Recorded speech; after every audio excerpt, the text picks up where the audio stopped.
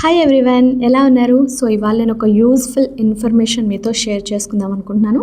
అదేంటంటే కెరియర్ పరంగా చాలామందికి ఏంటంటే ఒక్కొక్కరు ఒక్కొక్క రంగాన్ని చూస్ చేసుకుంటారు కదా. సో కొంతమంది ఎంటర్టైన్మెంట్ ఫీల్డ్ అని, కొంతమంది సాఫ్ట్వేర్ ఫీల్డ్ అని, టీచింగ్ అని చాలా ఉంటాయి. సో నేనైతే యాంకరింగ్ని చూస్ చేసుకున్నాను. సో నా యాంకర్ అంటే ఇంటర్వ్యూస్ చేస్తాను, ఎనాలిసిస్ చేస్తాను, అలాగే న్యూస్ రీడింగ్ అన్నీ చేస్తాను. నేను ఇందులో నాకు 3 years ఎక్స్పీరియన్స్. సో ఎవరైనా కొత్త వాళ్ళు కనుక మేము ఇట్లా యాంకరింగ్ ఫీల్డ్లోకి రావాలనుకుంటున్నాము, నాకు ఇష్టము ఆ ఫీల్డ్ అంటే, నేను కొత్తగా ఏమైనా చేయాలనుకుంటున్నాను, నన్ను నేను కొత్తగా ప్రూవ్ చేసుకుందాం అనుకుంటున్నాను అనేసి కొంతమంది ఉంటారు కదా. సో అలాంటి వాళ్ళకి ఎలాంటి డౌట్స్ ఉన్నా నేను క్లారిఫై చేస్తాను. ముఖ్యంగా ఏంటంటే ఇప్పుడు యాంకరింగ్ అంటే ఒక్కటే విధంగా ఉండదు. ఇందులో యాంకరింగ్లో కూడా చాలా రకాల వేరియస్ ఉంటాయన్నమాట. కొన్ని అవుట్సోర్సింగ్ అంటే బయటకు వెళ్ళి వర్క్ చేసేది ఉంటుంది, కొన్ని ఏంటంటే స్టూడియోలోనే కూర్చొని పనిచేసేది ఉంటుంది. సో కొంతమంది ఏంటంటే ఇప్పుడు పెళ్ళయ్యి పిల్లలు ఉన్న వాళ్ళు ఏంటంటే ఒక రకంగా చూస్ చేసుకుంటారు. అది ఎట్లా, మేము ఈ టైంకి వస్తాము, ఈ టైంకి వెళ్ళిపోతాం అన్నట్టుగా కొంతమంది ఉంటారు. బట్ అట్లా కాకుండా కొంతమంది ఏంటంటే అన్మ్యారీడ్ కానీ, లేకపోతే ఇంటి దగ్గర పిల్లలు చూసుకునే వాళ్ళు ఉన్న వాళ్ళైతే మాకు టైమింగ్తో పని లేదు, మేము అనుకున్నది టార్గెట్ మేము పని చేసి వెళ్తామని కొంతమంది అనుకుంటారు అనమాట. సో నేను ఫస్ట్ రకం, నాకేంటంటే నేను టైంకి వచ్చి నేను టైంకి వెళ్ళిపోతాను అనేటట్టు అనమాట.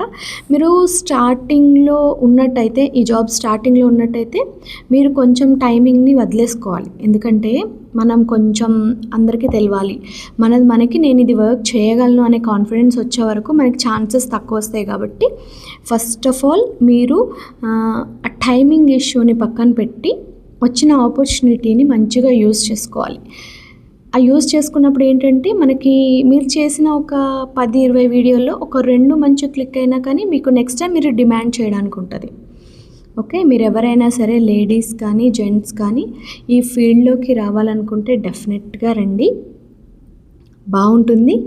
కొంచెం చూడడానికి ఫేస్ అంటే తెల్లగా ఉండాలని ఏం కాదు, కలర్ ఎలా ఉన్నా సరే మనకి కెమెరాకి సెట్ అయ్యేలాగా, క్వశ్చన్స్ మంచిగా అడిగేలాగా, ఫేస్ ఎక్స్ప్రెషన్స్ బాగుంటే కనుక ఎవరన్నా చేయొచ్చు. ముందుగా ఏంటంటే కెమెరా షై లేకుండా, స్టేజ్ ఫియర్ లేకుండా ఉన్నవాళ్ళు ఎవరైనా సరే ఇందులోకి రావచ్చు.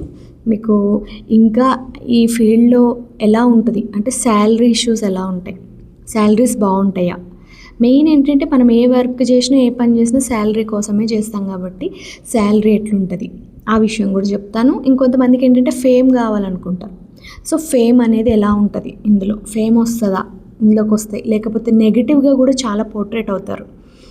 ఇప్పుడు సోషల్ మీడియాలో ట్రోల్ అయ్యారంటే వాళ్ళ లైఫ్ నెక్స్ట్ ఎలా ఉంటుంది అదొకటి.